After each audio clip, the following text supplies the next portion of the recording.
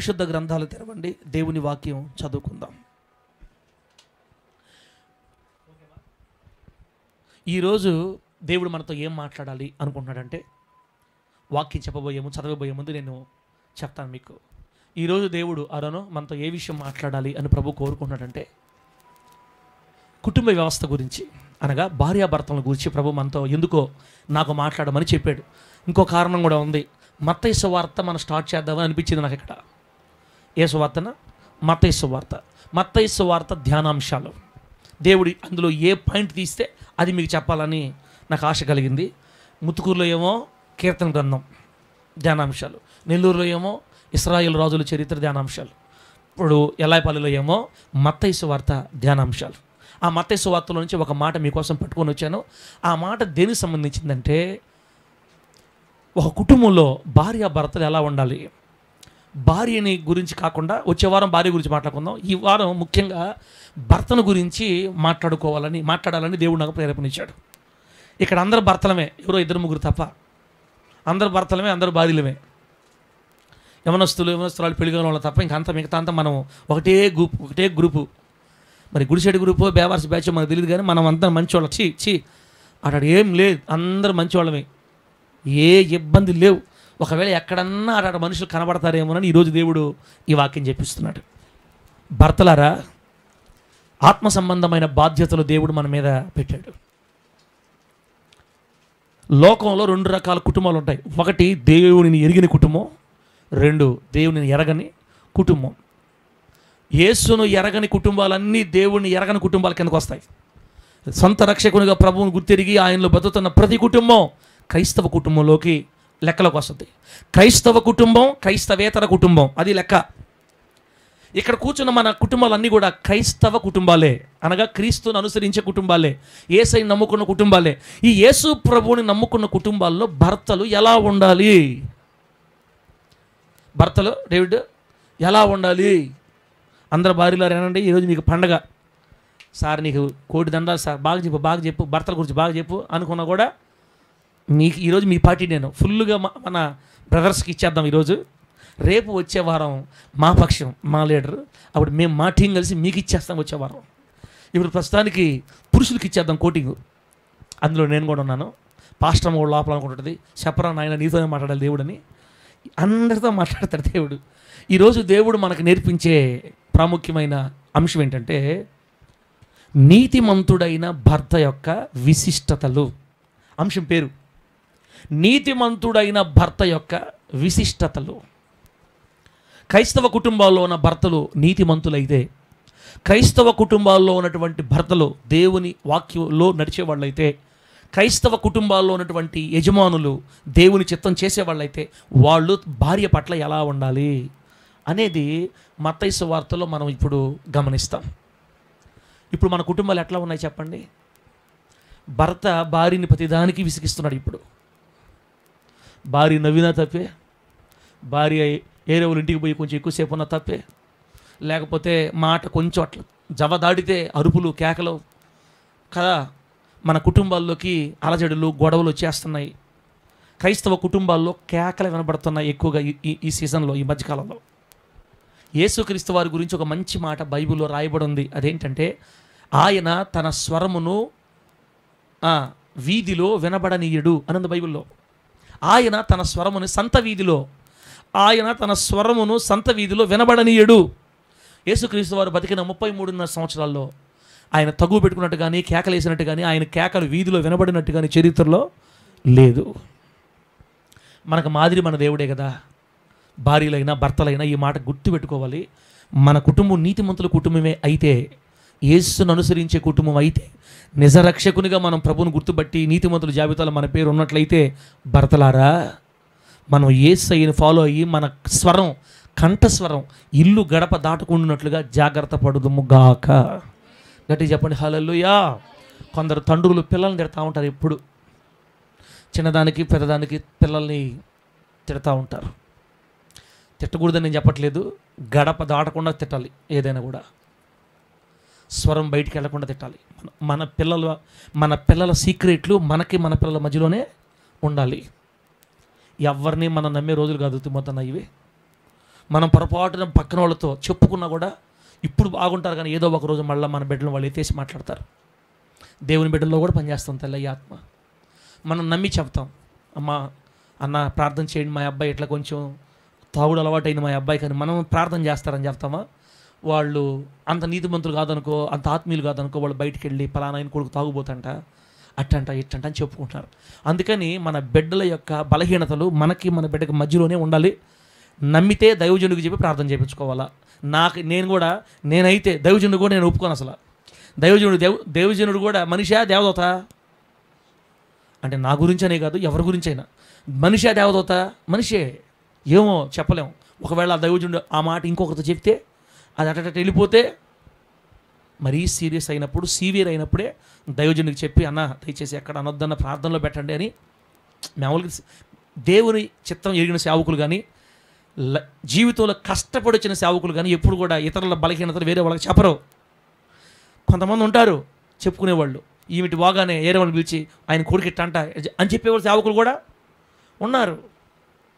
నిజానికి అనుభవం దేవుని దగ్గర అనుభవించిన వాళ్ళు, దేవుని వాక్యంలో ఎదిగిన వాళ్ళు, లేకపోతే లౌకిక జ్ఞానం కలిగిన వాళ్ళు ఎవరు చెప్పరు, గుండెలు దాచుకుంటారు. బిడ్డ సంగతి కదా, ఆ బిడ్డ నా బిడ్డే కదా, నా బిడ్డ సంగతి నా గుండెల్లో కొంతమంది దాచుకుంటారు, కొంతమంది దాచుకోరు.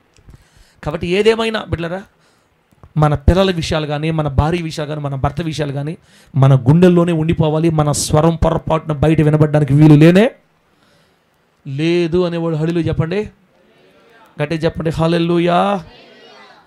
పిల్లలను తిట్టే తండ్రులారా జాగ్రత్త, భార్యని తిట్టే భర్తలారా జాగ్రత్త. తర్వాత భర్తలు ఇంకేం చేస్తారు చెప్పండి? అయ్యా పురుష బృందం చెప్పండి ఏం చేస్తారు? మాయ్ నూనె ప్యాకెట్ తెచ్చింది ఎప్పుడు నేను 3 రోజులు అయింది, అప్పుడే పడేసేవింది, సైతాన్కా బేట నీకు ఎన్ని నూనె ప్యాకెట్లు కావాలి నీకా అని చిన్నదానికి పెద్దదానికి కొంచెం ఎక్కువ ఇబ్బంది పెడతా ఉంటారు భార్యల్ని. కొంతమంది అనుమానాలు, ఏంది ఈ మధ్య దోతుండవు, ఏంది ఈ మధ్య బాగా పౌడర్ పోస్తుండవు, ఏంది సంగతి, నవ్వులు మారినాయే, ఇంతకుముందు ఆ నవ్వులు ఉండే కాదు కదా, ఇప్పుడు కొత్త నవ్వులు వచ్చినాయి ఏంది? ఓహో మీ బావ వస్తున్నాడనే పాప మాకు బావ ఎవరో ఉంటారు పాతకాలం బావ, ఓహో మీ బావ వచ్చాడనే అందుకు కదా నవ్వుతున్నావు నువ్వా పనికి మళ్ళిందానా అని ఆ బావ చూస్తే నల్లగా ఉంటాడు పాపం. ఆ బావ చూస్తే ఈ మధ్య ఒక బిడ్డ నాకు చెప్పాడు, సార్ నాకు అనుమానం పలానా ఆమె మీద, ఎవరి మీద తెలుసా, అదిగో ఆ మూల కుర్చీలో కూర్చున్నాడు మన చర్చిలో, ఆ మూల కుర్చీలో కూర్చున్న వాడి మీద ఈ మనిషి కన్ను వేస్తుంది, నాకు అర్థమైంది సార్ అని చెప్పాడు నాకు ఒక అన్న. ఎవరు అడగబాకండి, నేను ఆ మూల కుర్చీలో కూర్చుని ఆయన చూస్తే ఎట్టుందంటే ఎంటుకలు ఏమి లేవు పాప, ఆయనకి ఏం లేవు, మొత్తం పోయినాయి. ఈయన మీద ఏమి అనుమానం అన్నా నువ్వు చెప్పటమా? అసలు ఈ ఎక్క ఎట్టుంది, ఎంత బాగుంది. ఈమె ఒకవేళ లోకసభ అడుగులు వేయాలనుకుంటే ఈ మొత్తం ఎయిర్పోర్ట్ గ్రౌండ్ మనిషిని చూస్తుందా? మీకు తెలియలే పాస్టర్ గారు, మీకు తెలియదు కదా, నువ్వు ఎంటుకలు చూస్తున్నావు. కొంతమంది చూడరు లోకస్తులు, లోకమైన మైండ్ వాళ్ళు. నాకు డౌట్గా ఉంది. దీని అర్థం ఏంటంటే నీతిమంతులైన భర్త ఎలా ఉండాలో బైబిల్ చెప్పింది మనకి. బైబిల్ వాక్యాన్ని క్షుణ్ణంగా మనం రాసుకుంటే అసలు మన భార్యలతో మన కుటుంబంతో ఎలా ప్రవర్తించాలో చక్కగా దేవుడు బైబిల్ గ్రంథంలో లిఖించి పెట్టాడు. దేవుడికి స్తోత్రం కలుగును గాక. చెప్పండి గట్టిగా హల్లెలూయా. చెప్పుడు మాటల వల్ల మన భార్యల మీద మన అనుమానాలు పొరపాటును కూడా పెట్టుకోకూడదు. కళ్ళతో చూస్తే తప్ప, కళ్ళతో చూడాలి, అప్పుడే మన భార్యని మనం అనుమానించడం ప్రారంభించాలి. ఇంకో మాట చెప్పమంటారా, మహాత్ములు ఉన్నారు భూమి మీద, మహాత్ములు అనాలి వాళ్ళని, మనుషులు కాదు మహాత్ములు. భార్య ఒకసారి చెడిపోయినా కూడా పిల్లల కోసం ఓర్చుకొని కాపరా చేసేవాళ్ళు లేరన్నా, వాళ్ళకి పాదాభివందనం చేయాలి. అసలు నిజం చెప్పాలంటే పాదాభివందనం చేయాలి, పాదాలు పట్టుకొని వందనాలు చెప్పాలి వాళ్ళకి. నూరా ఓపిక ఓర్పు అంటే నిజమే. పురుషుడు తప్పు చేసినప్పుడేమో లోకం ఒప్పుకుంటుంది, స్త్రీ పడిపోయినప్పుడు లోకం చాలా భయంకరంగా మాట్లాడుతుంది. నువ్వు ధనుడు అయ్యా, ఒక అవకాశం ఇచ్చావు నీ భార్యకి, ఇంక చేయబోక అని చెప్పావు. నీ మాటకు లోబడి కుటుంబాన్ని కట్టుకుంటే సంతోషం, మాటికి చేస్తే అప్పుడు దేవుడు ఏం చెప్పాడో చేయాలి బిడ్డలారా. కాబట్టి చెప్పుడు మాటలు వాళ్ళు చెప్పారు, వీళ్ళు చెప్పారు, ఫోన్లో నంబర్ వచ్చింది, ఎన్ని కాదు ఫోన్లో ఎవరిది నంబరు, కొత్త నెంబర్ వచ్చిందే, వీడి పేరు ఏం పేరు, వాడి ఇవన్నీ కూడా దైవ సంబంధమైన ప్రజల లక్షణాలు కాదు. అసలు నీతిమంతులైన భర్త ఎలా ఉండాలి, బైబిల్ చెప్పిన భర్త ఎలా ఉండాలి, ఒక్కొక్కటి నేను మీకు చెప్తాను, రాసుకోండి. దేవుని నామానికి మహిమ కలుగును గాక. ఒకసారి మత్తయి సువార్త 1వ అధ్యాయం 19వ వచనం చదవండి. మత్తయి సువార్త 1వ అధ్యాయం 19వ వచనం చదువమ్మా తల్లి, చదువు తల్లి. ఆమె భర్త అయిన యోసేపు నీతిమంతుడయుండి ఆమెను అవమానపరచనొల్లక రహస్యముగా ఆమెను విడనాడ ఉద్దేశించెను. ఆమె భర్త అయిన యోసేపు నీతిమంతుడయుండి ఆమెను అవమానపరచనొల్లక రహస్యముగా ఆమెను విడనాడ ఉద్దేశించెను. ఈ ఒక్క వచనంలోనే భర్త నీతిమంతుడని మనం చదివాం. ఈ వచనంలో నీతిమంతుడైన భర్త భార్య విషయంలో ఏమేం చేశాడో కూడా ఇక్కడ మనం చదివాం. ఆ ఒక్క వచనంలోనే చాలా విషయాలు రాయబడిన ఎవరన్నా. ఇంతకీ ఇక్కడ రాయబడిన భర్త నీతిమంతుడు ఎవరైనా యోసేపు అనండి. ఎవరైనా రాహలక, ఎవరైనా యోసేపు. ఏ యోసేపు? యాకోబు గారు కుమారుడు కాదు. ఈయన యేసు తల్లి అయిన మరియకి ప్రదానము చేయబడిన వ్యక్తి. మనం యేసు ప్రభు వారి తండ్రి యోసేపు అని చెప్తాం, అట్లా చెప్పకూడదు. మనం యేసు ప్రభు వారికి తండ్రి యోసేపు కాదు. అసలు యోసేపు గారు జస్ట్ కేర్ టేకర్ అంతే. యేసు ప్రభు వారి బాల్యంలో ఆయన వెళ్ళారా ఒక కేర్ టేకర్గా, రక్షకుడుగా ఉండి నీతిమంతుడే, ప్రార్థనాపరుడే, భక్తిపరుడే. కానీ మరియమ్మ గర్భం ధరించింది దేనివల్ల చెప్పండి? పరిశుద్ధాత్మ శక్తి వల్ల గర్భం ధరించింది. అనగా దేవుని శక్తి ఆమె గర్భంలోకి ఒక పిండాన్ని తీసుకొని వచ్చింది. పరిశుద్ధాత్మ శక్తి ఆమె గర్భంలోకి, కన్య గర్భంలోకి వెళ్ళి ఒక పిండాన్ని క్రియేట్ చేసిందనమాట. దైవిక కణం ఒక శరీరాన్ని ఏర్పాటు చేసింది. కాబట్టి భూ సంబంధంగానైనా ఆత్మ సంబంధంగానైనా ఆయన కేర్ టేకర్, సంరక్షకుడు అని చెప్పాలి కానీ మనము గార్డియన్ అని చెప్పాలి కానీ ఫాదర్ అని చెప్పకూడదు. సరే, మొత్తం మీద యోసేపును గురించి బైబిల్ ఇక్కడ 19వ వచనం ఏం చెప్పిందంటే ఆమె భర్త అయిన యోసేపు నీతిమంతుడు అని చెప్పింది. చెప్పండి, ఆమె భర్త అయిన యోసేపు నీతిమంతుడు. ఈరోజు భర్తల్లో నీతిమంతులు ఉన్నారా? ఈ వాక్యం వింటున్న దేవుని ప్రియులారా, లైవ్లో చూస్తున్న వాళ్ళారా, పురుషులు చూస్తుంటే చెప్పండి అయ్యా, మీరు మీ భార్యలు ఎదుట మీరు నీతిమంతులా? ఇక్కడ మనం చదువుకున్నటువంటి యోసేపు గారు మాత్రం ఖచ్చితంగా నీతిమంతుడే. యోసేపు గారు ప్రార్థనాపరుడు. యోధా గోత్రంలో పుట్టినటువంటి యోసేపు గారు కష్టపడి పనిచేసుకునే వ్యక్తి, దేవుని వాక్యానుసారంగా బతికే వ్యక్తి. మీకు ఒక విషయం తెలుసా? యోసేపు గారు ప్రార్థన చేసుకుంటే అప్పుడప్పుడు దేవదూత వచ్చి మాట్లాడి వెళ్తాడు. యోసేపు దగ్గరికి గాబ్రియేల్ దూత వచ్చి మాట్లాడినట్టు మన బైబిల్లో ఉంది. దేవదూత వచ్చి తనతో మాట్లాడగలిగేంత పరిశుద్ధ భక్తి చేస్తున్న వ్యక్తి, ధర్మశాస్త్రానుసారంగా నమ్మకమైన భక్తి చేస్తున్న భక్తిపరుడు, నీతిమంతుడు యోసేపు. ఆ యోసేపుకి ప్రదానం చేశారు. ఎంగేజ్మెంట్ అయింది ఎవరితోటి? కన్య అయినా మరియా. యూదుల ఆచారం ఏంటంటే ఒక అమ్మాయిని ఎంగేజ్మెంట్ చేసుకుంటే సంవత్సరం రోజులు ఆమె వాళ్ళ తండ్రి ఇంట్లో ఉండాలంట. ఏంది? సంవత్సరం రోజులు తండ్రి ఇంటి దగ్గర ఉండాలి. ఈ అబ్బాయి ఆడక బాగకూడదు, ఆ అమ్మాయి ఇక్కడ రాకూడదు. ఎంగేజ్మెంట్ అయిన తర్వాత సంవత్సరం రోజులు తండ్రి ఇంట్లో వాళ్ళ అప్పటింట్లో ఉండాలి. ఈ సంవత్సరం రోజులు ఆమె ప్రవర్తన గమనిస్తారు పెళ్ళింటి అబ్బాయి గల్లోళ్ళు. ఇదేందో చూడండి, ఇప్పుడు పలానా అమ్మాయిని పెళ్లి చేసుకోవాలనుకున్నారా? ఈ అబ్బాయి గల్లోళ్ళు సంవత్సరం రోజులు ఆ అమ్మాయిని గస్తీ కాస్తుంటారు, ఇక నిఘా కాస్తుంటారు. ఈ అమ్మాయి మంచి అమ్మాయి అన్నా, క్యారెక్టర్ పరంగా ఉందా, లేదా తను మాట్లాడుతుందా, ఫోన్లో చాటింగ్ చేస్తుందా, అన్నీ. ఇప్పుడు మారిపోయిందిలే. నేను చెప్పేది ఎప్పుడంటే యేసు ప్రభు వారి కాలం సంగతి చెప్తున్నా. సంవత్సరం రోజులు పెళ్లి కుమారుడు ఆమె ఇంటికి వెళ్ళకూడదు. ఇప్పుడు ఈమెంటంటే రోజు రోజుకి నా పెళ్లి కుమారుని ఎప్పుడు కలుసుకుంటానా, నాకు ఎప్పుడు పెళ్ళి వద్దా, మా ఆయన్ని ఎప్పుడు చూస్తానని ఇక భర్తను గురించిన ఆలోచనలోనే బతకాలామి. అందుకే యేసు ప్రభు వారిని, సంఘాన్ని వధువు కన్యతోటి పెళ్లి కుమారుతో పోల్చారనమాట. అర్థమవుతుందా? కాబట్టి ఇప్పుడు ప్రధానం అయింది వీళ్ళిద్దరికీ, ఇంకా వివాహం కాలేదు. ఆ టెస్టింగ్లో ఉంది. మరియా ఇప్పుడు నిరీక్షణ కాలం, తన పెళ్లి కొడుకు కోసం, తన కుమారుడు కోసం, తన భర్త కోసం, కాబోయే భర్త కోసం ఎదురు చూపు వస్తూ ఉంది. అంతలో యోసేపు ఒక వార్త అందింది, నువ్వు ప్రదానం చేసుకున్న అమ్మాయి ఇప్పుడు ప్రెగ్నెంట్ అంట. ఏంది నువ్వు ఇప్పుడు పెళ్లి చేసుకోబోయే అమ్మాయి ప్రెగ్నెంట్ అంట. ఆల్రెడీ 3వ నెల 4వ నెల ప్రెగ్నెంట్ అంట, గర్భం వచ్చిందంట.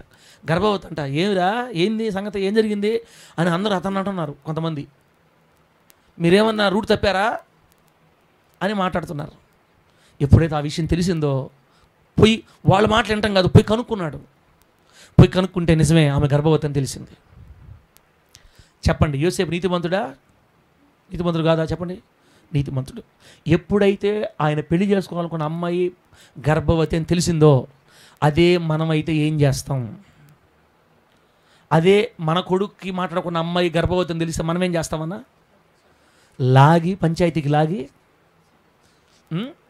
నేను నా కొడుకు కోసం ఇంత కట్నం నన్ను అడిగారు కదా, ఇప్పుడు నీ కూతురు తప్పు చేసి నా కట్టం కట్టని, ఇక ఏ కులంలో ఏ ఆచారాలు ఉంటాయి మొత్తం లాగి కట్టి ఆ అమ్మాయి పరువు తీసి ఆ అమ్మాయికి రెండో పెళ్లి కాకుండా చేసి ఆ బిడ్డ బతుకు నాశనం చేసి, నేను క్రైస్తవుల సంగతే మాట్లాడుతున్నా, అన్ని జనుల సంగతి మనకు అనవసరం. ఈ రోజున్న మనుషులు అటు చేస్తారు. కానీ నీతిమంతుడైతే ఒక వ్యక్తి, ఆ వ్యక్తి ఏం చేస్తాడో తెలుసా? అక్కడ రాయబడిన మాట, ఆమెను అవమానపరచనొల్లక. బా, ఏంది? ఆమెను అవమానపరచనొల్లక. ఒక నీతిమంతుడైన భర్త తన భార్య చిన్న చిన్న పొరపాట్లు చేసినా కూడా భార్యని అవమానపరచడం ఇష్టం లేకుండా ఆ భార్యని గౌరవంతోనే చూస్తాడు. కానీ ఎట్టి పరిస్థితుల్లో చిన్న చిన్న బలహీనతలు బట్టి భార్యని అవమానం చెయ్యడు. నీతిమంతుడైన భర్త భార్యని ఏ రోజు కూడా అవమానం చేయకూడదు, నలుగురిలో అవమానం చేయకూడదు, ఒంటరిగా అవమానించకూడదు. అందరు ఊరంతా కోస్తున్నారు, రే ఇట్లా దాన్ని చేసుకున్నాం నాయన, ఒరే వదిలేరు తండ్రి, ఒరే ఈరోజే నీకు పెళ్లి కాకముందు ఈ పని చేసిన మనిషి ఎదురు ఏ రకరకాలు చెప్తున్నారు. నిజమని తేలిపోయింది, భయంకరమైన బాధపడిపోతున్నాడు. ఇలా జరిగింది ఏంటి, చాలా మంచి అమ్మాయి కదా, అసలు ఏం జరిగింది పరిశుద్ధ మంచి భక్తిపరాలు కదా, ఇంతకుముందు ఎప్పుడు ఆ అమ్మాయికి అటువంటి లేవు కదా, ఏం జరిగింది అసలు, ఇంత ఆలోచించి మదన పడిపోతున్నాడు. కానీ 10 మందిలోకి లాగి అడగాలని మాత్రం ఆలోచన రావట్లా. ఆయన ఏమో ఉంటాడంటే, సరే అయింది అయిపోయింది, కానీ ఈ అమ్మాయిని నేను అవమానం చేయకూడదు, 10 మందిలోకి లాగకూడదు. సరే తప్పు పొరపాటు చేసేసింది, నాకైతే వద్దు ఇంకా. అందుకని 10 మందిలో బయట పెట్టక కాకుండా రహస్యంగా ఆమెను అవమానపరచకుండా, ఆమెకి అందరిలో పరువు తీయకుండా, ఆ అమ్మాయిని ఇబ్బంది పెట్టకుండా, సరే మంచిదో చెడ్డ అయిపోయింది, ఆమెను అవమానపరచడం వల్ల రహస్యంగా ఆమెను నేను విడిచిపెట్టేస్తాను అనుకున్నాడు. విడిచిపెట్టేస్తానంటే ఎవరన్నా వచ్చి మాట్లాడితే నాకు వద్దండి, ఎవరికో బాకండి అని చెప్పేసి ఇక ఆ అమ్మాయి గురించి ఎక్కువ మాట్లాడకుండా నాకు వద్దని చెప్పేసి నేను వదిలేద్దాం, రహస్యంగా విడనాడదాం అని మనసులో అనుకున్నాడంట. అంతే. ఇక్కడ ఎంత మంచి మాట తెలుసా? నువ్వు నిజంగా నీతిమంతుడైన భర్తవైతే నీ భార్య గుట్టు పొర్రపాటును కూడా బయట పెట్టకూడదు. ఆమె చెప్పండి, గట్టిగా చెప్పండి హల్లెలూయా. మహాత్ములు ఉన్నారు కొంతమంది లోకంలో, మా భార్య ఆ చీర కట్టుకుంటే నాకు ఇదే డౌటు, మా భార్య ఆ జడ వేసిందంటే నాకు ఇదే డౌటు, మా భార్య నాతో తప్ప ఏరే వాళ్ళతో చూసి భలే నవ్వుతుంటుంది, నా దగ్గర నేను ముట్టకరించుకుంటుంది అని చెబుతూ ఉంటారు బయట పోయి భార్యల గురించి. బైబిల్ ఏం చెప్పిందంటే, భార్య వేరు కాదు, మనలో సగం.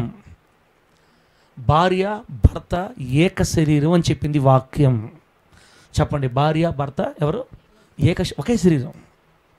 నీ శరీరాన్ని గురించి నీవే బయట చెప్పేసుకుంటావా?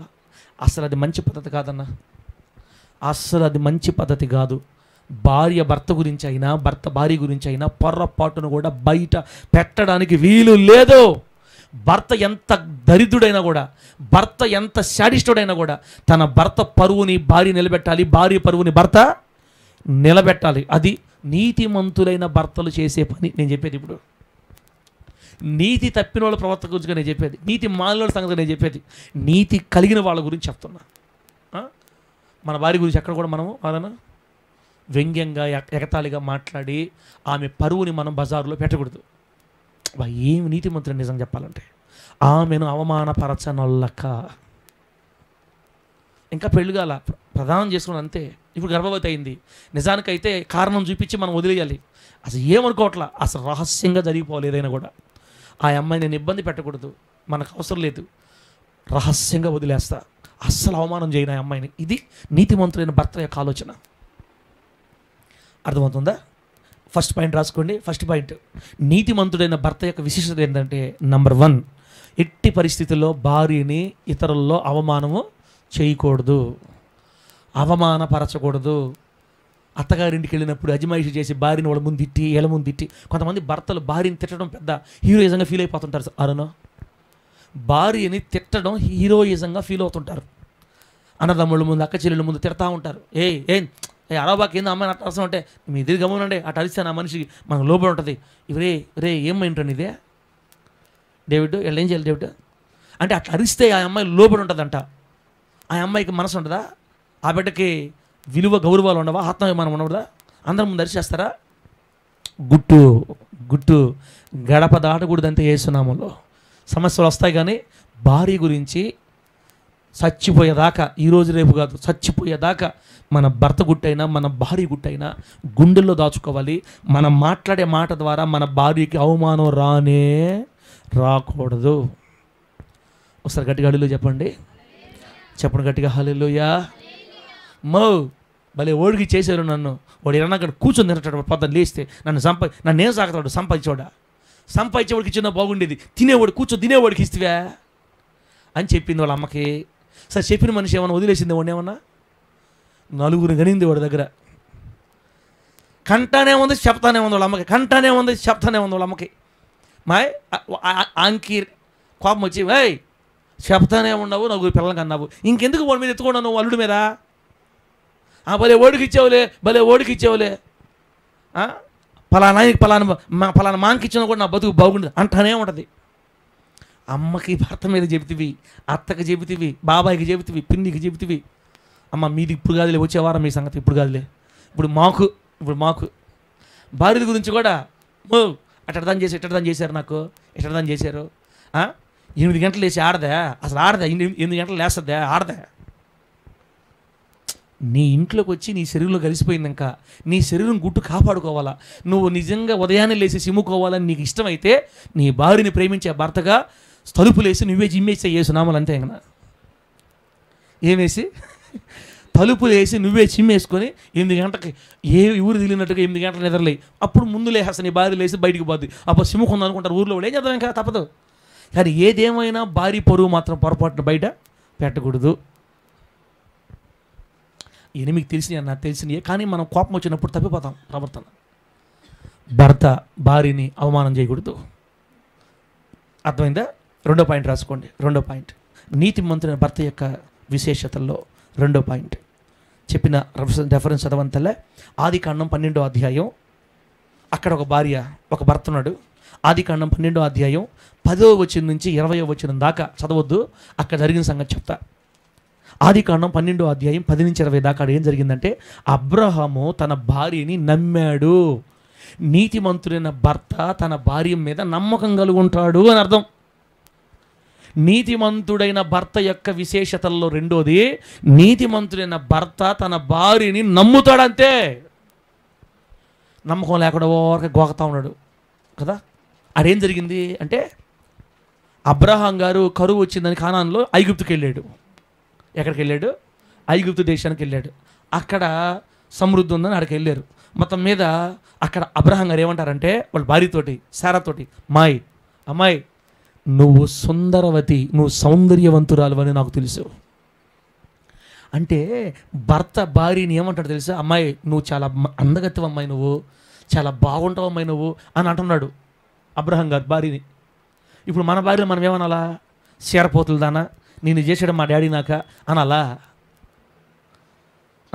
మూతి చూడు 40 వంకలు పోయింది, నేను ఎంత చక్కగాడినే, ఎంత అందవంతుడి నాక, అందగాని నేను, 6-7 జిల్లాలు అందగాని నేను, నాకు చీరపోతులు దాన్ని చేశాడు మా డాడీ, నీ ముఖం ఎట్టందో అనకూడదు.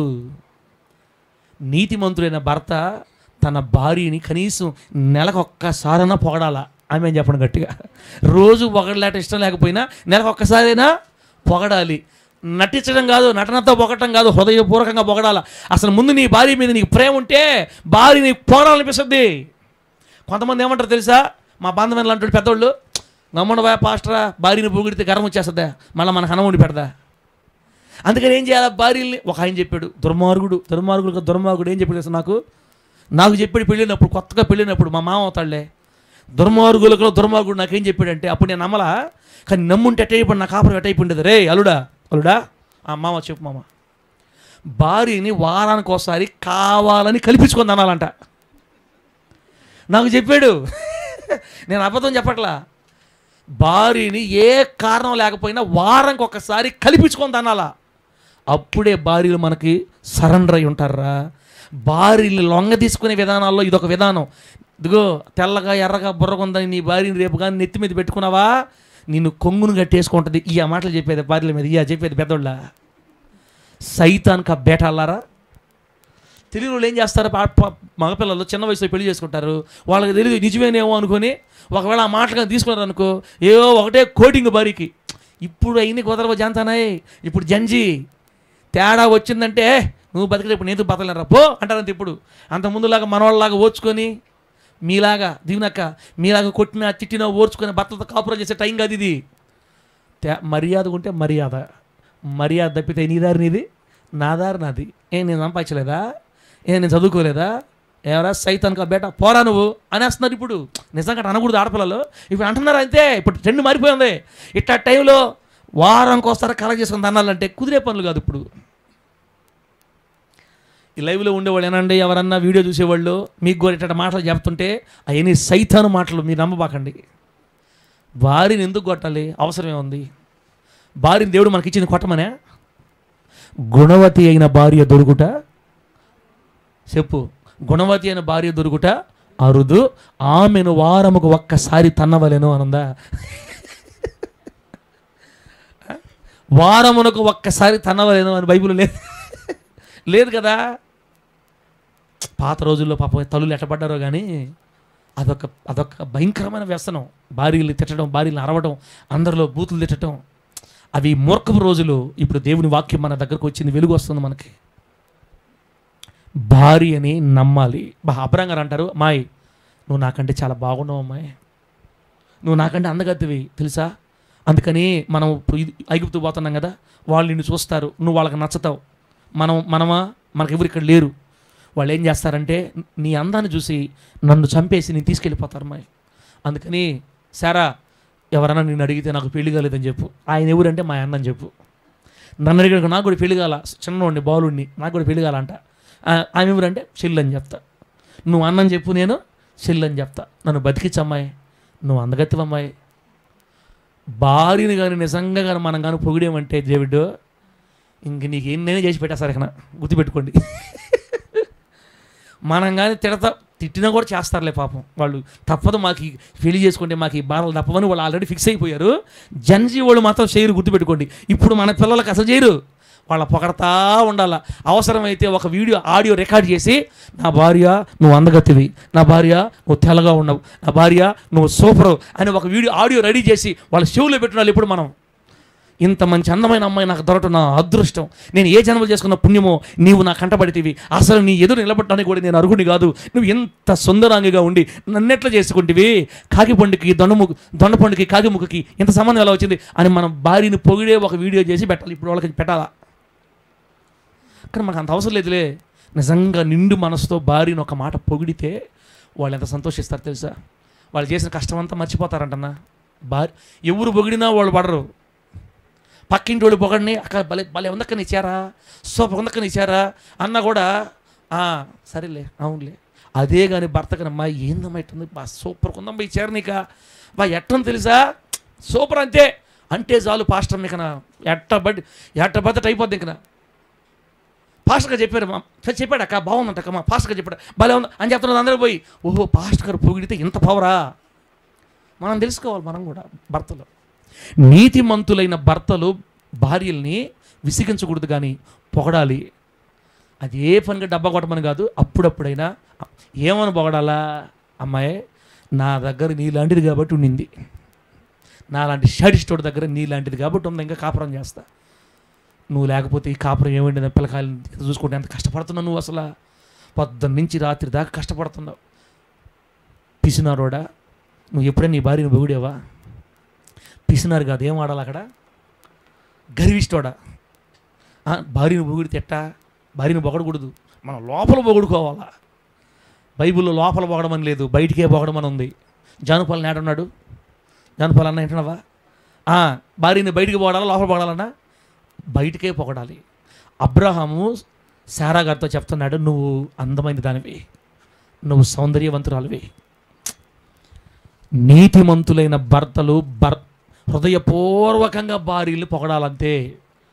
అసలు ఎంత పరిచయం చేస్తాడు దేవుడు చెప్పు. మనమంటే బయటికి పోయి బ్రష్ కొట్టేసి వస్తావు, నువ్వు ఇంటికి వచ్చే లోపల ఇంటి పని, పిల్లలకి భోజనాలు, జీవితం అంతా ఖర్చు పెడుతుంది మన కోసం భార్య. పిల్లలకి అంటది, మన కోసం శరీరం గాయం చేసుకుంటుంది, లేనిపోని మచ్చలు తెచ్చుకుంటుంది, అందాన్ని పోగొట్టుకుంటుంది, పిల్లల కోసం తన శరీరం త్యాగం చేసేస్తుంది. ఇంత చేస్తా కూడా మళ్ళీ మన ద్వారా తనులు తినాలా, మన ద్వారా తిట్టులు తినాలా. నువ్వు తిట్టే, మీ మమ్మీ తిట్టే, అత్త తిట్టే, భర్త తిట్టే, ఇంకా ఆ మనిషికి సమాధానం ఎక్కడ ఉంటుంది?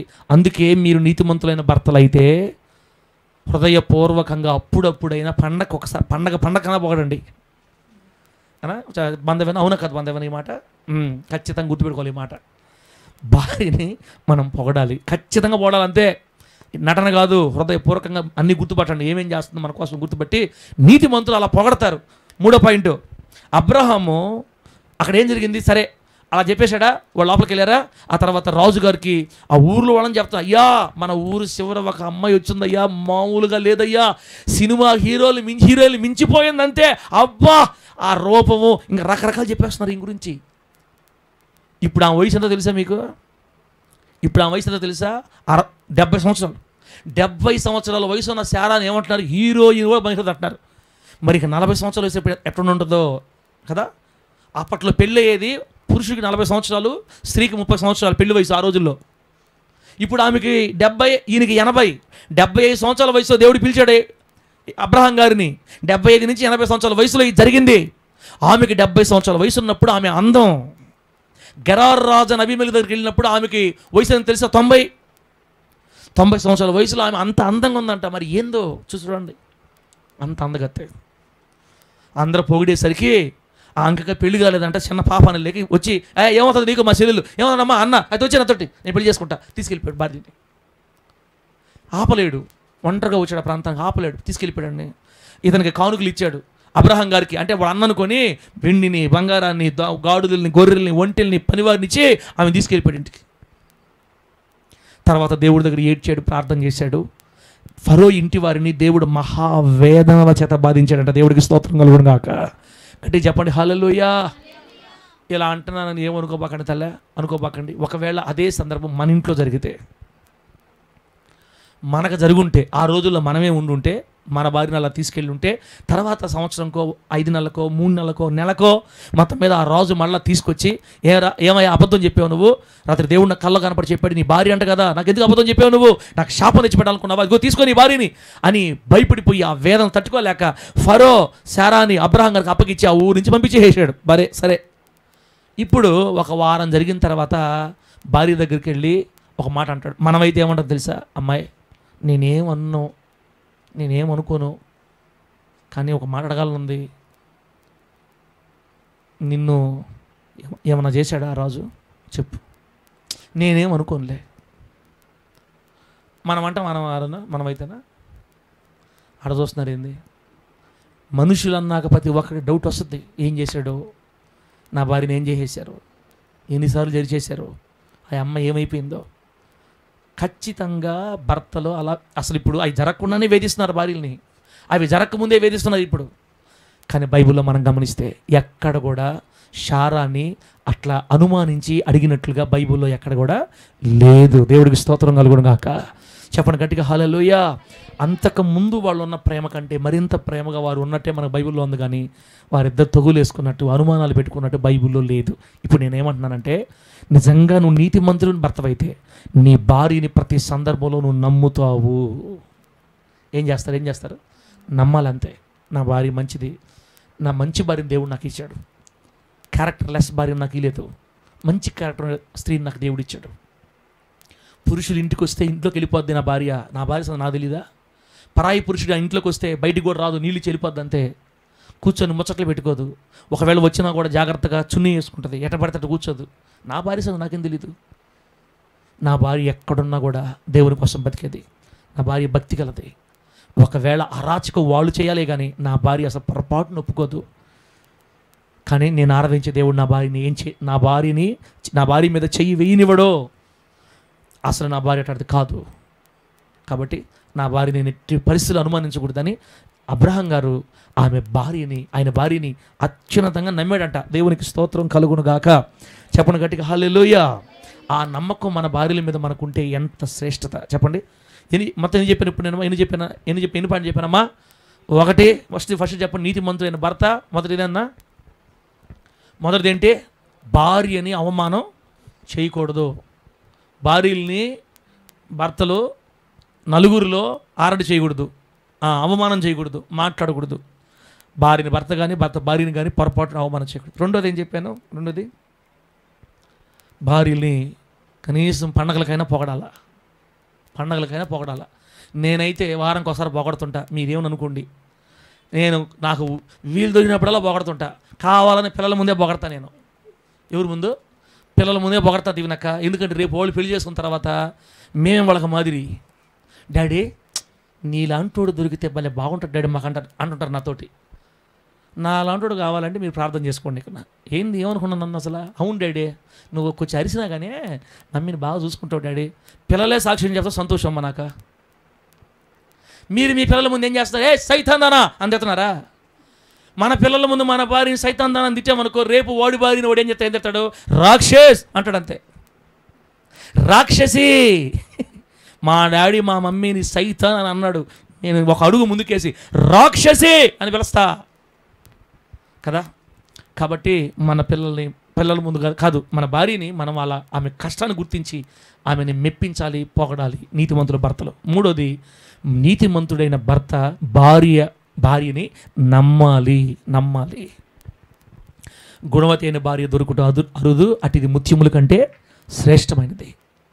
భార్య దొరికిన వానికి ఏం దొరికింది? మేలు. చెప్పండి, భార్యని ఇచ్చేది ఎవరు? భార్యని ఇచ్చేది ఎవరు? నువ్వు ప్రేమించి పెళ్లి చేసుకున్నావో, లేకపోతే అరేంజ్డ్ మ్యారేజో, ఎట్టగట్ట మొత్తం మీద ఇద్దరు ఇప్పుడు ఒకటి అయిపోయారు, కుటుంబం అయిపోయారు. ఇప్పుడు మీరు ఏ రకంగా పెళ్లి చేసుకున్నా మిమ్మల్ని కలిపింది మాత్రం దేవుడే. అదేం సార్, ప్రేమించి కూడా పెళ్లి చేసుకోవచ్చా? నన్ను అడగబాకండి, నాకు సంబంధం లే. కానీ మొత్తం మీద ఇప్పుడు పెళ్లి చేసుకున్న సంగతి ఏంటంటే, మిమ్మల్ని భార్యాభర్తలుగా స్థిరపరిచింది మాత్రం దేవుడే. అరును బాగా అనుకున్నవారు అనుకోడికి అర్థమవుతుందా తెల్ల? కాబట్టి భార్యని నమ్మాలి. ప్రతిదానికి మనం విసిగించకూడదు. నువ్వు సరే ప్యాంట్ షర్ట్ వేసుకో, ఆమెనన్నా కట్టుకొని, బాగా మంచి బట్టలు కట్టుకొని, ఇంకెందుకులే మనం ఎన్ని చెప్పుకుంటే మీకు బాధలు వస్తాయి. కొంతమంది అంతే, నమ్మాలి. భార్యని నమ్ముండాలి. తర్వాత నాలుగో సంగతి, ఆదికాండం 16వ అధ్యాయం 2వ వచనం ఒకసారి చదవండి. ఆదికాండం 16వ అధ్యాయం 2వ వచనం.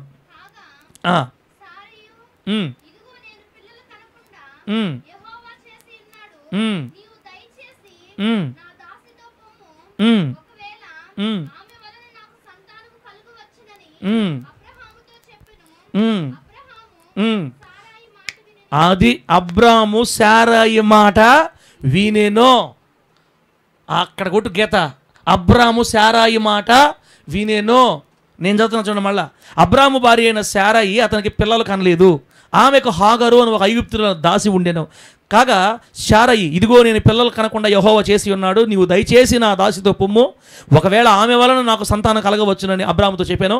అబ్రాము శారాయి మాట వినెను. ఇక్కడ ఇట్లా ఉంది కదా. ఒకసారి మళ్ళీ మీరు ఏం చదువుతారంటే 21వ అధ్యాయం 12వ వచనం చదువుతాలే. ఆదికాండం 21:12. ఆదికాండం 21:12.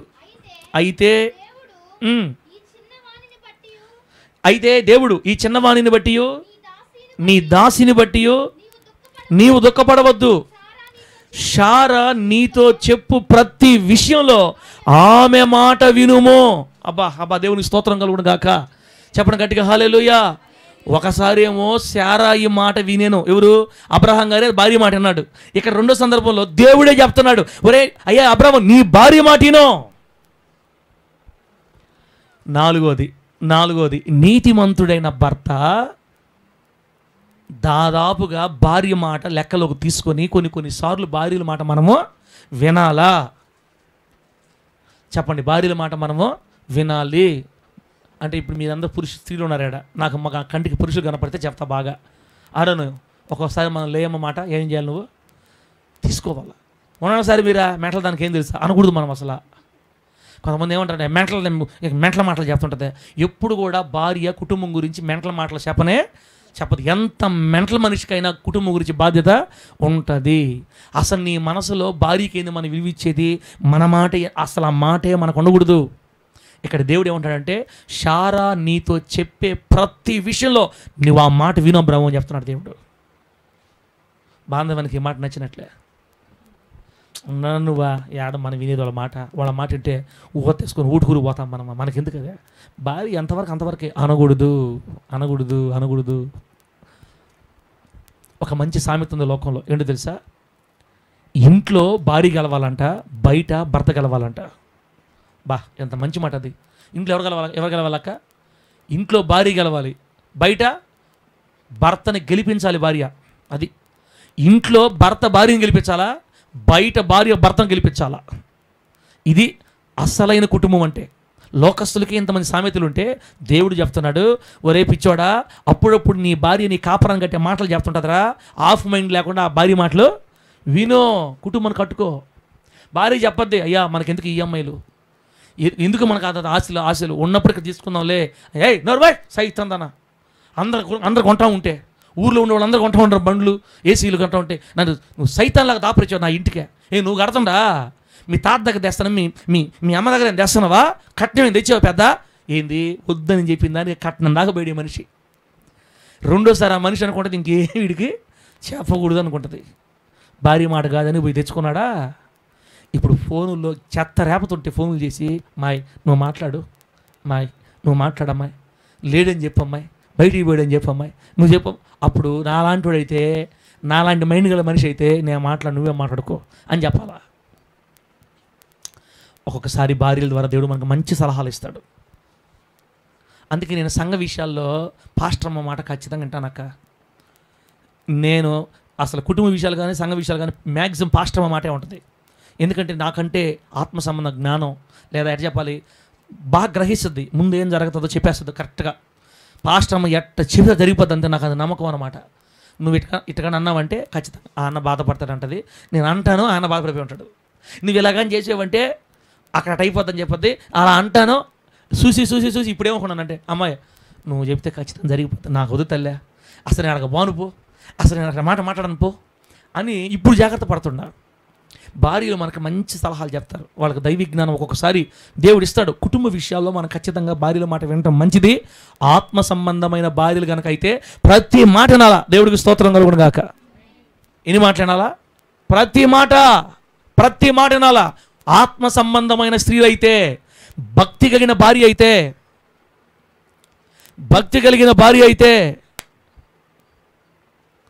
ఓకే తెల్ల, భక్తి కలిగిన భార్య అయితే ప్రతి మాట వినాలా. శారా ఇప్పుడు భక్తి గల భార్య, భక్తి లేని భార్య?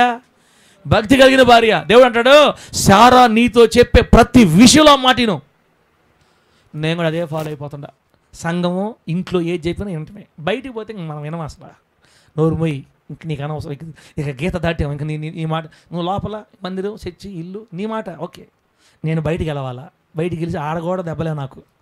నేను ఏడ అడుగు పెడతాడు అంతా నాకు రివర్స్ అయిపోతుంది. నేను ఏం చేయాలి చెప్పండి? ఇంకా ఇట్లారా అర్థమవుతుందా మీకు? దయచేసి భర్తలారా మీ భార్యల మాటలకు వస్తారు తీసుకోండి, వినమని దేవుడు చెప్తున్నాడు. ఆమె మనలో సగం మన కుటుంబ క్షేమం కొరకు మాట్లాడుతుంది. కొన్నిసార్లు ఏంది జ్ఞానం ఉండి మాట్లాడుతుందా అని అనిపిస్తుంది, కానీ దాన్ని మనం పాటించడం వల్ల మన కుటుంబానికి ఎంతో మేలు కలుగుతుంది. భార్యల మాట వినమని దేవుడు చెబుతున్నాడు. నీతిమంతుడైన భర్త భార్య మాట వింటాడు. ఆమె చెప్పండి, గట్టిగా చెప్పండి హల్లెలూయా. దేవుడే చెప్తున్నాడు, నీ భార్య మాట విను. కాబట్టి నీతిమంతులైన భర్తలు భార్య ఏ కోణంలో చెప్తుందా, ఇది మంచిదా కాదా ఆలోచించి భార్య మాట తీసుకోవాలి. ఎన్నైనా 4 అయినాయి. మళ్ళీ గుర్తు చేయమంటారా? ఫస్ట్ది భార్యని ఎట్టి పరిస్థితుల్లో అవమానము చేయకూడదు. నీతిమంతులైన భర్త భార్యను అవమానంగా మాట్లాడకూడదు. రెండోది, నీతిమంతులైన భర్త భార్య కష్టాన్ని గుర్తించి పొగడాలి, మెచ్చుకోవాలి. ఆమెని కాస్త ఆమెని సంతోష పెట్టాలి మాటల ద్వారా. ఇది బైబిల్ చెప్పిన మాటే. మూడోది ఏం చెప్పాను? భార్యని భర్త అనగా నీతిమంతుడైన భర్త తన భార్యని నమ్మి ఉండాలి, అనుమానాలు పెట్టుకోకూడదు. 4వది, నీతిమంతుడు తన భార్య మాటని ఖచ్చితంగా లెక్కలో తీసుకోవాలి, వినాలి. ఆమె మాట ద్వారా కుటుంబం కట్టబడద్ది. ఇప్పుడు ఐదోది టకటక ఆదికాండం 24:67. ఆదికాండం 24:67 అన్న మీరు వినటమే కాదు, మీరు ఖచ్చితంగా వినటమే కాదు, ఖచ్చితంగా మనము బిడ్డారా ఏం చెప్పాను పాటించాలి ఖచ్చితంగా. ఏం చదువుతలే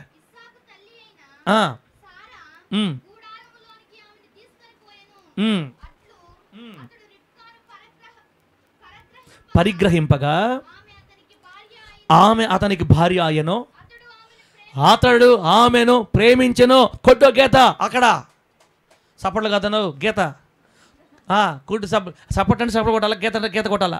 అతడు ఆమెను ప్రేమించెను. ఎవరిని? ఇస్సాకు రెబ్కాని ఏం చేశాడంట? ప్రేమించాడు. అబ్బా, ఇది అందరికీ తెలుసులే, కానీ మనకు ఇస్సాకు గారి గురించి తెలియదు మీకు. ఇస్సాకు గారు పెళ్ళయిన తర్వాత ప్రేమించాడు, పెళ్ళికి ముందు ప్రేమించాలా? చెప్పు, ఇస్సాకు గారు ఎప్పుడు ప్రేమించాడు? భార్యని కాదులే, ఆడపిల్లని పెళ్ళికి ముందు ప్రేమించాలా? అసలు ప్రేమ పోలే పెట్టుకోవాలా? అదేందో ఇస్సాకు గారికి ఇంట్లోంచి బయటకు వచ్చే బుద్ధే లేదు. వాళ్ళ నాన్నకి తిరిగేవాడు, వాళ్ళ అమ్మకి తిరిగేవాడు. ఇప్పుడు వాళ్ళ అమ్మ చనిపోయింది, ఇప్పుడు ఆ బాధ తట్టుకోలేక ప్రతిరోజు ఏడుస్తున్నా అంట వాళ్ళ అబ్బాయి. ఇస్సాకు ప్రతిరోజు ఏడుస్తున్నాడు. వాళ్ళ అమ్మ గుర్తు చేసుకుని అమ్మ అంటే ఎంత ఇష్టమైతే ఏడుస్తాడు పాప మా బిడ్డ. ఇప్పుడు ఇస్సాకు వయసు అని తెలుసా? 40 సంవత్సరాల కుర్రోడు వాళ్ళ అమ్మ గురించి ఏడుస్తున్నాడు. ఇప్పుడు మనమైతే సచ్చిందా మనిషి అంటారు. ఇప్పుడుండే కొడుకులు కానీ ఇప్పుడుండే కూతురు కానీ సచ్చిందిలే. మీరు మన నిన్న న్యూస్లా 10వ తరగతి చదివే పిల్ల ప్రేమించేవాడిని పిలిచి అమ్మని ఏం చేశారు? ఇద్దరు కలిసి చంపేశారు తల్లి. ఇది జంజీ జనరేషన్ పుట్టిన 2025 జనరేషన్ ఉంది. అమ్మల్లారా జాగ్రత్తగా మాట్లాడే కూతురులతోటి, కొడుకులతో జాగ్రత్తగా మాట్లాడి, ఏమన్నా తేడా జరిగిందంటే పొడిచినట్టున్నారు వచ్చి. డేవిడ్ మన బిడ్డ చేయలే, కానీ ఎందుకు వచ్చిన బాధ? అటంతరం ఎంత భయంకరం చెప్పండమ్మా. వాడు నిన్నగా మొన్న పరిచయం అయ్యాడు. వాడికి మీసాలు కూడా ఇంకా కరెక్ట్గా రాలా. వాడు 10వ క్లాసు, ఈ పిల్ల 10వ క్లాసు. 10వ క్లాసులో పెళ్లి చేసుకొని ప్రేమించుకుని వీళ్ళు ఏం చేయాలనుకుంటున్నారు నాకు అర్థం కాల. లోకం కదా, మన వల్ల కాదు. ఇంకా సాతానుగాడు ఉవ్వెత్తున ఎగిసిపడి వాడు వేగంగా తిరుగుతున్నాడు. జీవితాలు నాశనం అయిపోతున్నాయి. ఆ పిల్ల ఒక న్యూస్, ఆ సంగతిలోనే ఒక విషయం విన్నాను నేను. వాళ్ళ అమ్మని పొడిచి వెళ్ళిపోయాడంట. ఆమె ఇంకా చనిపోకుండా ఊపిరి పీల్చుకుంటే ఏదో ఉంది. మళ్ళీ ఈ పిల్ల ఫోన్ చేసి వాడికి, రే అబ్బాయి, డార్లింగ్ ఇంకా మా అమ్మ కదలుతుంది, తొందరరా పొడిచేద్దు. నువ్వు మనిషివా? నువ్వు క్రూరమైన జంతువు ఎట్టయిపోయింది. నువ్వు 9 నెలలు నిన్ను మోసి కనిపించిన నీ తల్లి వాడొద్దమ్మా నా మాటిను అట్టడి పెట్టుకోవద్దని చెప్పిన దానికి నా ప్రేమకి అడ్డవుతుంది మా అమ్మ దీన్ని చంపేయాలా?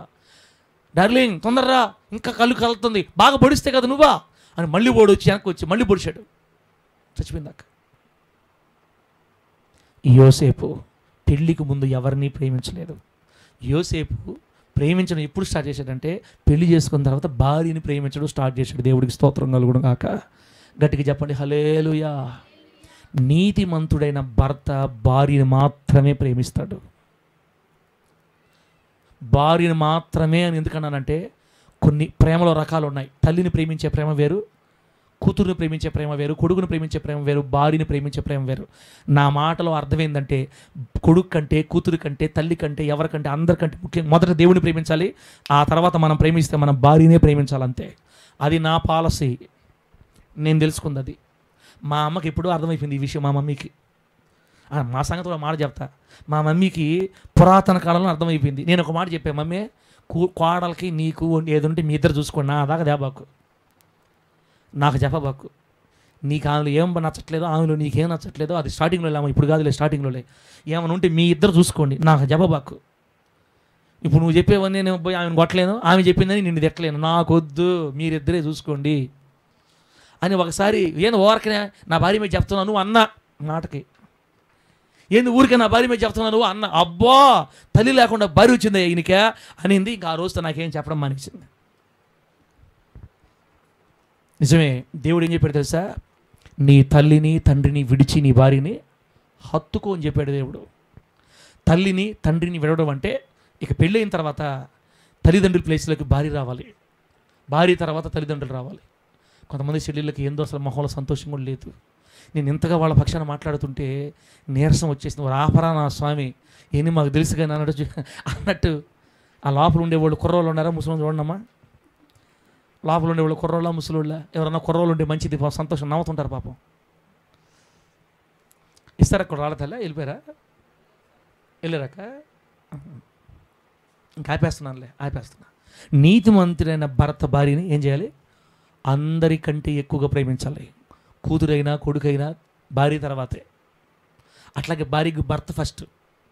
మరి మంచిదేలే, పిల్లల మీద మనకు ఖచ్చితంగా ప్రేమ ఉంటుంది, ప్రేమ లేకుండా ఉండదు.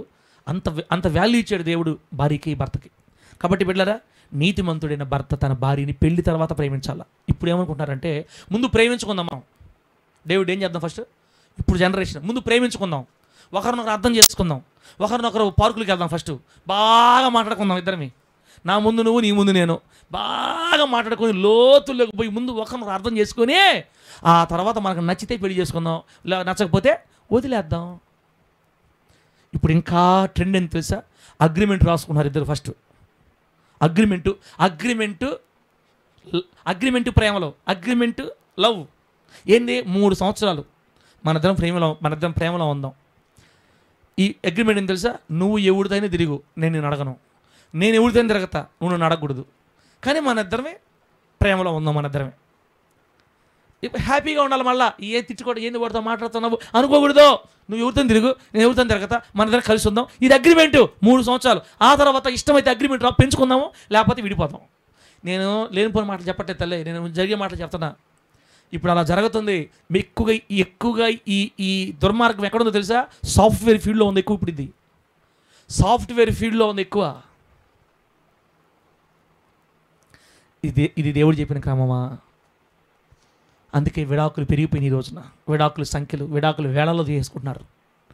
దేవుని బిడ్డ, నువ్వు నీతిమంతుడు అయితే నీ భార్యని నువ్వు ప్రేమించాలి. ఈ మధ్య షాలేమన్న మీద మల్లెపూల వ్యవహారం వచ్చింది కదన్నా, మల్లెపూల వ్యవహారం వచ్చింది. ఆ మల్లెపూల వ్యవహారంలో ఒక 2-3 రోజుల క్రితం ఒక వీడియో చూస్తే నేను, వాళ్ళ పాస్టర్ గారు, వాళ్ళ మినిస్టర్లో ఒక పాస్టర్ గారు వీడియో పెట్టాడు. ఆ వీడియోలో ఈ మామూలుగా ఇంటర్వ్యూలో మాట్లాడిన స్త్రీల విషయాలు కూడా పెట్టారనమాట. ఇంటర్వ్యూలో కొంతమంది సమాజవాదులు, వీళ్ళేదంటారంటే సంఘ సంస్కర్తలు, లేకపోతే సామాజికవాది, కొంతమంది 2-3 మాట్లాడారు స్త్రీలు. వాళ్ళల్లో ఒక ఆమె మాట్లాడింది, నేను నిన్న. ఆమె ఏం మాట్లాడిందంటే, ఈ రోజుల్లో ఆడపిల్లలు ఎట్లయిపోయారంటే పెళ్ళి అయిన తర్వాత తమ భర్తకి ఇవ్వడానికి వాళ్ళ దగ్గర ఏమీ దాచుకోవట్లేదు. పెళ్ళికి ముందే ఆడపిల్లలు అన్నీ ఇచ్చేస్తున్నారు, ఇక భర్తకి ఇవ్వడానికి ఇంకేముంది, పచ్చిగా మాట్లాడింది అనమాట ఆమె. ఆ మాట్లాడి నిజమే. ఆమె ఏమంటుంది అంటే, నేను సిగ్గుపడినాం, ఉన్నట్టు మాట్లాడుతున్నా. ఈ రోజుల్లో ఉన్న ఆడపిల్లలు పెళ్ళయిన తర్వాత తమ భర్తకి ఇవ్వడానికి ఈవెన్ తమ కన్యత్వాన్ని కూడా దాచుకోవట్లేదు, మొత్తం పోగొట్టేసుకుంటున్నారని. 100% కరెక్ట్ ఆ మాట. ఆడపిల్లలు ఇప్పుడు ఎట్టయిపోయారంటే సాతాను కబంధ హస్తాల్లో చిక్కుకుపోయి ఈ ఇన్స్టాగ్రాములు, ఫేస్బుక్లు, యూట్యూబ్లో పడి జీవితాన్ని భ్రష్టం చేసుకొని పెళ్లికి ముందే పార్కులకి తిరిగి, లోకంలో తిరిగి, శరీర కన్యత్వాన్ని పోగొట్టుకొని ఇక పెళ్ళైన తర్వాత ఇంక ఏముంటుంది చెప్పండి. పెళ్లి కాకముందే మొత్తం జీవితం నాశనం చేసుకుంది, ఇక పెళ్ళైన తర్వాత ఈ ప్రభావం భర్త మీద పడింది. ఈడు కూడా అంతేలే, వాడుకు వదిలేసేవాడు అని చెప్పి ఏడాకులు అయిపోతున్నాయి అనమాట. దేవుని బిడ్డ, ఆడపిల్లైనా మగపిల్లవాడైనా దేవుడు మనకు నిర్ణయించే సమయం వచ్చేదాకా జీవితంలో పోగొట్టుకోకుండా పవిత్రతని, శీలాన్ని కాపాడుకోవాలని వాక్యం సెలవిస్తుంది. అలాగే భార్య భర్తని ప్రేమించమని వాక్యం చెప్తుంది. దేవునికి మహిమ కలుగునుగాక. నీ భార్య మీద నీకు ప్రేమ లేదంటే నువ్వు దేవుని వాక్యంలో లేవు అని అర్థం. నీ భార్యను నువ్వు ప్రేమించట్లేదంటే నువ్వు దేవునికి విరుద్ధంగా నడుస్తున్నావు అని అర్థం. దేవుని భార్యను ప్రేమించగలిగే కృప మనందరికీ ప్రభువు ప్రసాదించునుగాక. బిడ్లారా, 6వ 7వ 5 ఇప్పుడు 6 చెప్తున్నాను. ఇంకా ఎక్కువ చెప్పను, ప్రార్థన చేద్దాం. ఎక్కువ చెప్పను. ఆదికాండం 25:21 వచ్చిన తల్లే, ఈ మాట మీకు అవసరం అన్నా, ఈ మాట మీకు అవసరం. ఆదికాండం 25:21. ఇస్సాకు భార్య గొడ్రాలు గనుక అతడు ఆమె విషయమై యెహోవాను వేడుకొనెను. యెహోవా అతని ప్రార్థన వినెను గనుక అతని భార్యని రెబ్కా గర్భవతి ఆయను. నీతిమంతుడైన భర్త భార్య కోసం ప్రార్థన చేస్తాడు. ఏం చేస్తాడు తల్లి? భార్య కోసం ప్రార్థన చేస్తాడు. పిల్లలు పుట్టలేదనుకో, నీతిమంతుడైన భర్త ఏం చేస్తాడు తెలుసా? అమ్మాయి మనం దేవుని పాదాలు పట్టుకుందాం. పిల్లలు పుట్టకపోయినా పర్వాలేదు, 10 మంది కుమారుల కంటే నువ్వే నాకు ఎక్కువ అని చెప్పాలి భర్త. భార్యతో ఏం చెప్పాలి తల్లి? 10 మంది కొడుకుల కంటే నువ్వే నాకు ఎక్కువ. దేవుని చిత్తమైతే ప్రభు పాదాలు పొందుకుందాం ప్రభు దగ్గర. ఇవ్వలేదా? నాకు నువ్వు, నీకు నేను చాలు, మనకేం ఇప్పుడు పెద్ద అవసరం లేదు. నీ భార్య పిల్లలు పుట్టకపోయినా కూడా ధైర్యంగా ఉండాలి. అట్లా నీతిమంతులైన భర్తల దగ్గర మాత్రమే భార్యలు సంతోషం ఉండగలుగుతారు. ఇప్పుడు లోకం ఎట్టుంది? పెళ్ళైన సంవత్సరంకే పిల్లలు పుట్టేయాలా? ఎటన్నా పిల్లలు పెళ్ళైన సంవత్సరం లోపలే పిల్లలు పుట్టేయాలి. అత్తలు కూడా ఇప్పుడు తగులుకుంటున్నారు. ఏం అనుకోవాలా ఏంది అనుకునే తలకాయ. అమ్మ మీరు మీ పెళ్ళి అక్క రాహలక్క, రేపు నీ కొడుకు పెళ్లి చేస్తావు, నువ్వు జాగ్రత్త రాహలక్క. కోడల్ని మా రాహలక్క ఏమనాలా, ఏం అనుకోవాలా, ఏందే అనకూడదు. కొంతమంది అంటుంటారు, ఇక పొద్దున్న లేసి ఇదే పని, ఇంకా ఏం అనుకోవాలా ఏంది అనుకునే తలకాయ. అపో మన చేతుల్లో ఉందా? నీతిమంతుడైన భర్త భార్యకి పిల్లలు పుట్టకపోతే భార్య మీద నెపం వేయడు. ఏమో నీ కడుపులో ఏముందో జబ్బు అండు, ప్రార్థన చేస్తాడు. ప్రభువా నా భార్యని జ్ఞాపకం చేసుకో, నాకు వంశం కావాలయ్యా, నాకు పిల్లలు కావాలయ్యా, సహాయం చేయ్యా అని ఏడస్తాడు దేవుడి దగ్గర నీతిమంతుడైతే. ఆ నీతిమంతుడు చేసిన ప్రార్థన దేవుడు విని 20 సంవత్సరాల తర్వాత, పెళ్ళైన 20 సంవత్సరాల కంటే రెబ్కాకి 60, ఇస్సాకుకి 60, రిబ్కాకి 50 సంవత్సరాల వయసులో రెబ్కా గర్భాన్ని దేవుడు తెరిచి 2 పిల్లల్ని మాత్రమే ఇచ్చాడు. ఆ తర్వాత ఆమెకు మళ్ళీ పిల్లలు పుట్టలేదు. ఆ 2 కొడుకుల్ని పొందుకుంది మరి తన భర్త చేసిన ప్రార్థన ద్వారా. గట్టి చెప్పండి హల్లెలూయా. భార్యతో ఇష్యూ వస్తే భర్త ఏం చేయాలా? అందరూ చెప్పాలా, ప్రార్థన చేయాలా? నా భార్యని మార్చయ్యా, నా భార్య మనసుని మార్చయ్యా, ఆ మనిషి అర్థం చేసుకోలేకపోతుందయ్యా, ఆ అమ్మాయిని తాకయ్యా అని ప్రార్థన చేసుకోవాలి. భార్య అయినా భర్త గురించి భార్య గురించి ప్రార్థన చేయాలి తప్ప బయట పెట్టుకోకూడదు. నీతిమంతుడైన భర్త తన భార్య విషయమై ప్రార్థన చేసేవాడుగా ఉంటాడు. దేవునికి మహిమ కలుగునుగాక. బెటరా లాస్ట్ మాట ఇది ఎంత మంచి మాట అంటే ఆదికాండం 41వ అధ్యాయం 50 నుంచి 52 చెప్పేసి ముగిచేస్తా పెట్టారా. లాస్ట్ మాట, నీతిమంతుడైన భర్త ఎలా ఉంటాడు? ఆదికాండం 41వ అధ్యాయం 50 నుంచి 52 వచనాలు.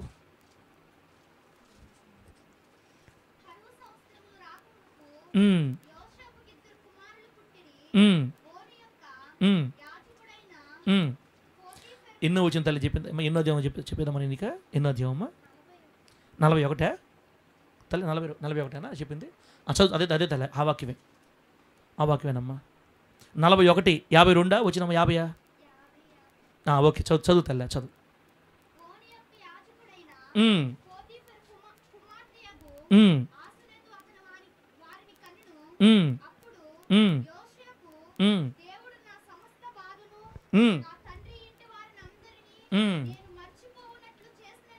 చెప్పి పెద్దోడికి మనష్షి అని పేరు పెట్టాడు. ఆ తర్వాత నా బాధ కలిగిన దేశం ముందు దేవుడు నన్ను అభివృద్ధి పొందించాడని చెప్పి రెండో వాడికి చిన్నోడికి ఎఫ్రాయిం అని పేరు పెట్టాడని రాయబడింది. ఇప్పుడు నా విషయం ఏంటంటే 50వ వచనంలో కరువు సంవత్సరం రాకమునుపు యోసేపుకు 2 కుమారులు పుట్టిరి. ఆయన భార్య గురించి రాస్తున్నాడు ఇక్కడ. ఓను యొక్క యాజకుడైన పోతీఫెర కుమార్తెయగు ఆసెనతు అతనికి వారిని కనెను. ఆ పైకి వెళితే ఫరోయే పెళ్లి చేస్తాడు. ఫరో 45వ వచనంలో ఫరో యోసేపునకు జప్నత్మనేహు అనే పేరు పెట్టి అతనికి ఓను యొక్క యాజకుడైన పోతీఫెర కుమార్తెయగు ఆసెనతునిచ్చి పెళ్లి చేసెను. ఫరో రాజే యోసేపుకి పెళ్లి చేస్తాడు. ఇప్పుడు నా పాయింట్ ఏంటంటే, ఇప్పుడు యోసేపు పెళ్లి చేసుకుంది క్రైస్తవురాలనా విగ్రహారాధికురాలనా?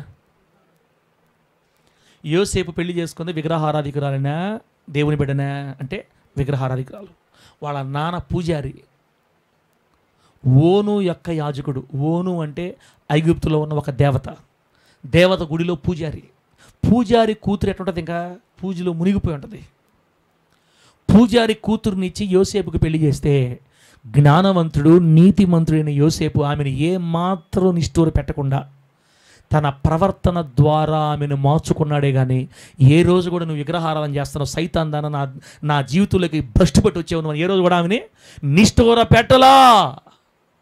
అదే నీతిమంతుడైన భర్త విగ్రహారాధికురాలతో కూడా జ్ఞానం కాపురం చేసి మార్చుకుంటాడు భార్యని. ఒక్కొక్కసారి పరిస్థితులు బాగలేక విగ్రహారాధికురాల అమ్మాయి మన ఇంట్లోకి వస్తుంది. ఏదో ప్రేమించో పెళ్లి చేసుకో మొత్తం ఎట్ట కూడా పాప వచ్చేస్తుంది మన ఇంట్లోకి. మనల్ని ప్రేమించి, మనల్ని కాదులే వాడిని ప్రేమించి వాడి కోసం వచ్చేసింది. నేను కూడా మీ దేవుడిని నమ్ముకున్నాను చెప్పి వచ్చేసింది పాపం.